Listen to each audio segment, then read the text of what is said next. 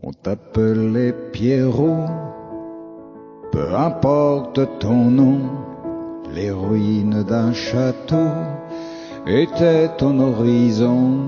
Qui se souvient encore de ces pierres du passé, dans le fond du décor d'une cour d'exilés?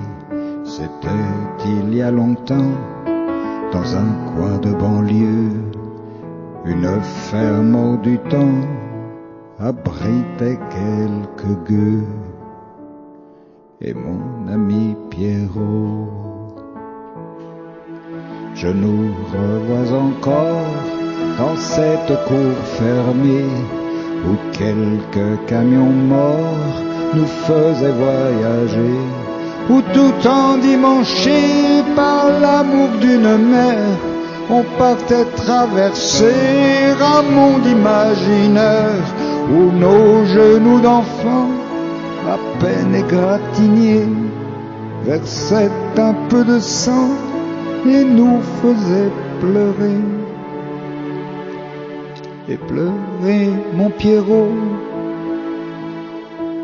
Et pas très loin de là, c'était pas des acteurs qui jouaient au cinéma Max et les ferrailleurs, mais c'était mon Pierrot et son frangin Dédé, Marius et Santiago, au milieu d'un chantier où leurs mains de voyous, sous des gants de travail, n'avaient tordu le cou qu'à un peu de ferraille.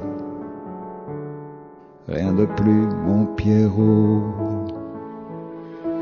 Et quand avec mon frère on faisait trop les cons, on voyait le grand-père sortir son ceinturon, mais on savait d'avance qu'il n'aurait jamais pu faire acte de violence, même s'il avait trop bu, et qu'autour du comptoir, avec d'autres poivreaux, il refaisait l'histoire de ce foutu ghetto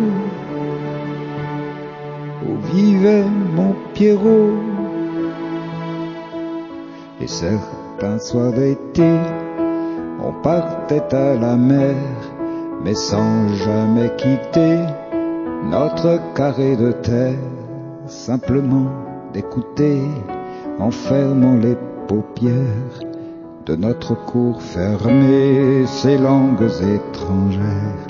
C'était pas du disco, ni de la variété, un peu de flamenco qui la faisait chanter, la voix de mon Pierrot.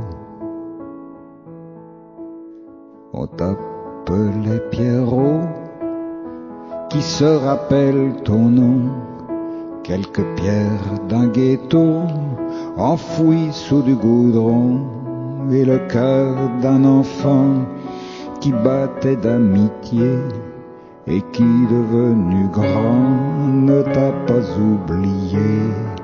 Et si l'on cherchait bien quelques mètres sous terre, on trouverait, c'est certain, un cœur dans un sanctuaire, celui de mon Pierrot.